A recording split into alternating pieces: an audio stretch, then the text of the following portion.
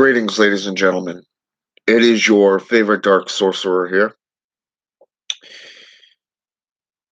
And today I want to talk to you a little bit about a system of divination that goes all the way back to the 11th century.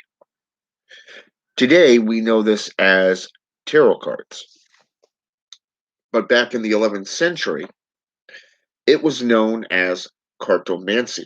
Long before White got a hold of it, long before Crowley and Eliphas Levi and all them. It was called Cartomancy. It was a form of divination, not for seeking future aspects, although they can be used to describe the past, present, and future. Cartomancy, in reality, is a divination tool that a practitioner uses to strengthen themselves or their clients. When you think about what a deck of tarot cards is, you have major arcana, and then you have four suits of the minor. Okay?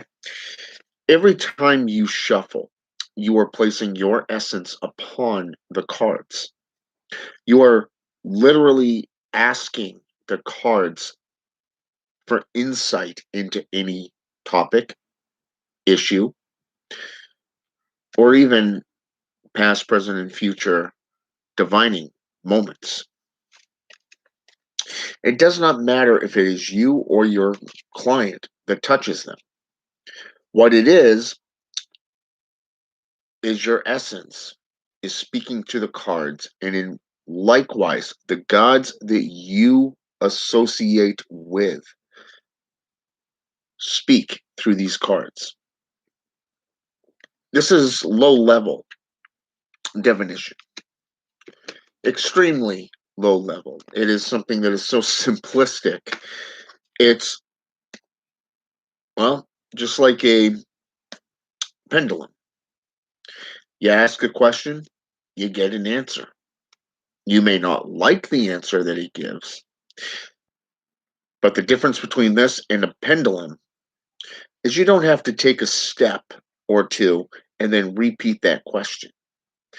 Cartomancy will tell you everything you need to know depending on the amount of cards that you lay down. Think of it like this: less cards, more mystery. More cards, mind blowing information. Plain and simple. And that is the way to think about it. So when we look at cartomancy, what are the two factors that we see? The first is that when we're learning to do any form of divining, there are 5 elements in witchcraft: earth, air, fire, water, and spirit. It's ironic that just about every system of magic and sorcery and spiritualism out there has 5 pillars. And yes, even Islam. You look into the Quran, you're going to see 5 pillars. You go into the Bible, you're going to see 5 pillars. You go into the Satanic Bible, you're going to see 5 pillars. Go into witchcraft, you're going to find the 5 elements. Okay? This is mixed in with the 4 cardinal directions, and you being the 5th. And what it is once you master each pillar, each elemental pillar, the more powerful you become, the more whole you become as a practitioner. And by the time you master all 4, you unlock the 5th, which is spirit. And once you've mastered the spirit, you're ready to go from microcosm to macro. The way I always tell my apprentices is this: This is a tool. It is not to sit there and go, well, I think that you have this, or this is going on with you. I see this from your past, or that from coming in from the future. No. When you look at cartomancy, it tells you two truths. One, what are your weaknesses? What is it that you doubt? What is it that you fear? What is it that is keeping you from succeeding in your sorcery or in your everyday life? And number two, it shows you your strengths. What are you good at? What is out of balance, but yet you're so good at it that you're forgetting to do something else? You see, think of it like putting a puzzle together. When you put a puzzle together, you are in fact structuring your life. You're bringing to fruition that picture. You have goals, you have aims, and you have a purpose, a meaning, something that you're working towards. In that case,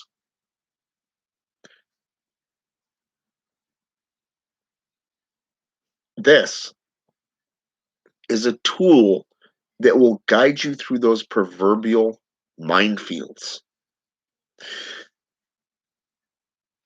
Anytime I'm working to do something and it's so frustrating, it's so frustrating that, well, let's say for an example, you're getting bogged down. Let's say for an example, you lose a huge amount of income because you're trying to do something too much and you're not paying attention to what you're doing over here. Well, first of all, once you lose that income and you get that letter in the mail from your employer, your benefactor, even, and it says, well, you lost it, but you're going to continue getting these. Okay, let's say medical and dental and all that fun stuff.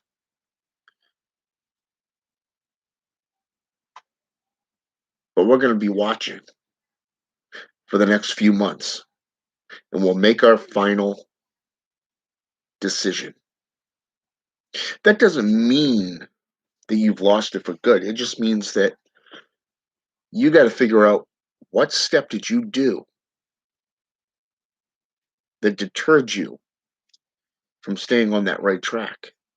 You see, the universe has many mysteries, many different secrets, a lot of which that we as practitioners and people don't understand.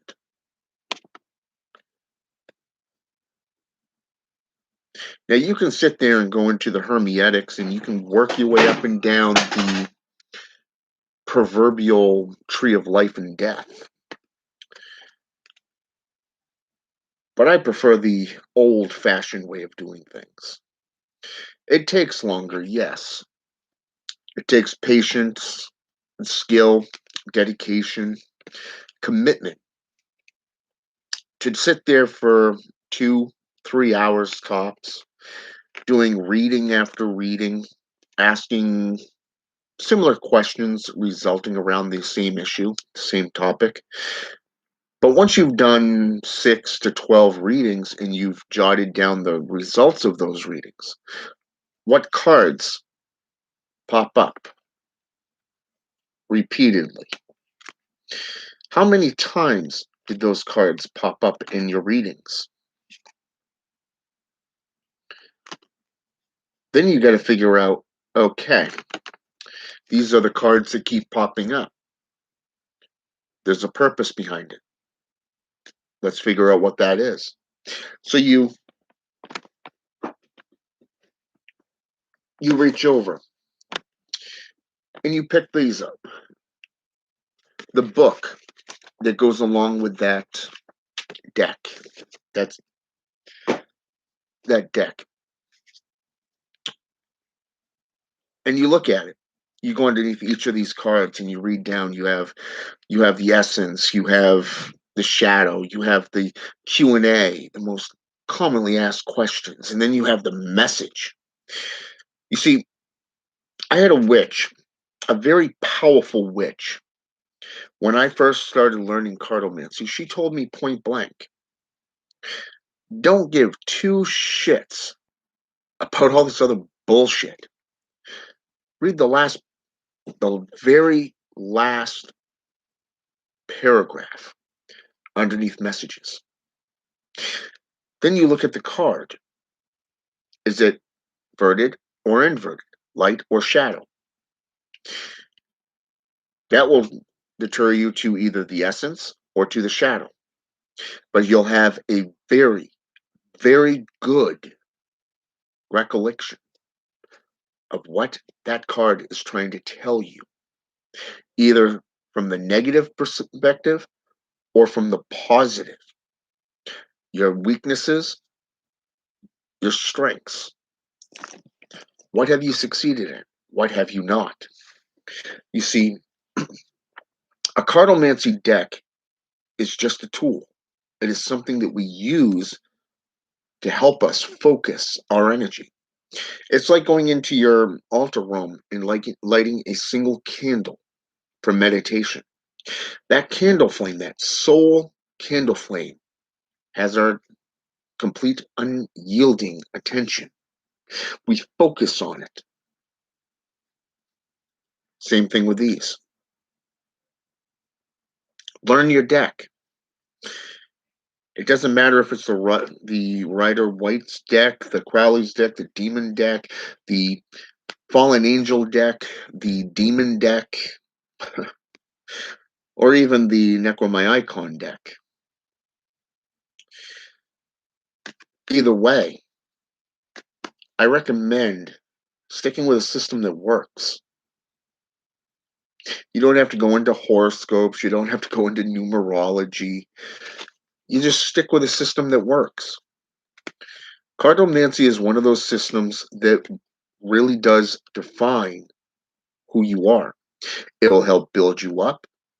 It will help you to determine your weaknesses, your doubts, your failures, and where to begin creating that firm foundation. But you have to have wisdom to understand those cards and what their meanings are. It's up to you to understand the deck this speaks to you. Which brings me to the other portion of this video. A lot of times, people will just go out and buy a tarot card deck because they think it's cool. They think it's a joke, a game, when in reality, those of us who are true to the path, no matter what tradition, style, or formation of sorcery that we practice,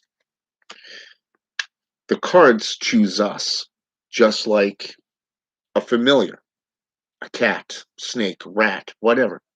Whatever your familiar is, they choose you, not the other way around. My familiar walked next to me a quarter mile before a friend of mine picked her up and took her back to the other members of the litter. But we went back and ended up getting 3 familiars. Not 1, not 2, but 3. My baby girl is still with me today.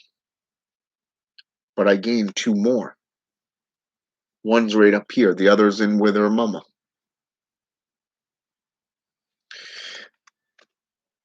Cartomancy decks pick you. You will know because it will speak to you.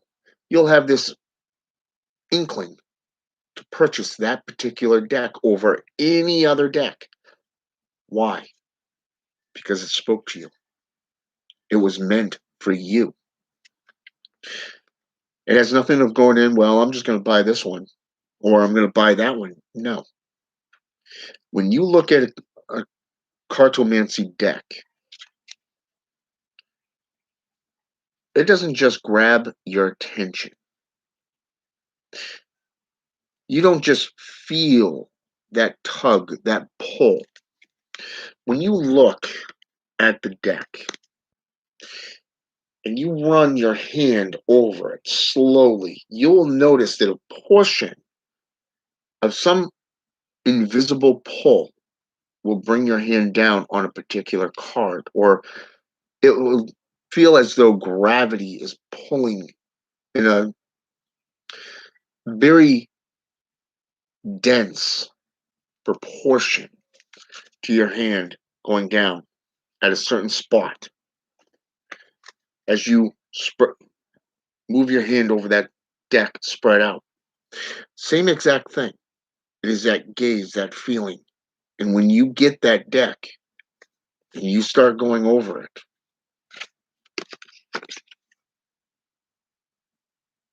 it is the one for you.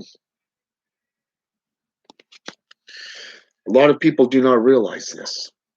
They go with the herd mentality and they do what others do instead of doing what they need to be doing. Study and practice. Practice makes perfect. So when you get into cartomancy, learn your deck. Learn what cards mean what. And don't believe the hype. It's mostly about you. And when you learn to master yourself, then you can help others. But until then, play it smart. It's about you.